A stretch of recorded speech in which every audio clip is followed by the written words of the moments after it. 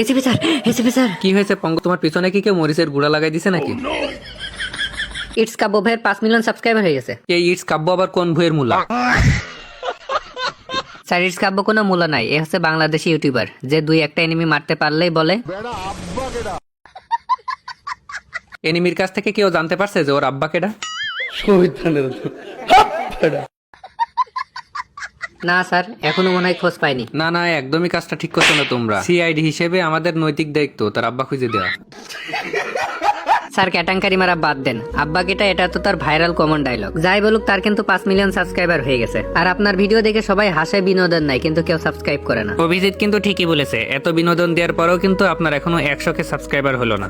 তোমরা সবাই মিলে আমার অডিয়েন্সকে কি চ্যালেঞ্জ দিতেছো? শোনো, আমার মতো আমার অডিয়েন্সটাও কিন্তু চ্যালেঞ্জ নিতে খুব ভালোবাসে। আজকের এই ভিডিও থেকে দেখবো অডিয়েন্সটা আমার ইউটিউব চ্যানেলের 51কে থেকে 100কে সাবস্ক্রাইব করে দিছে।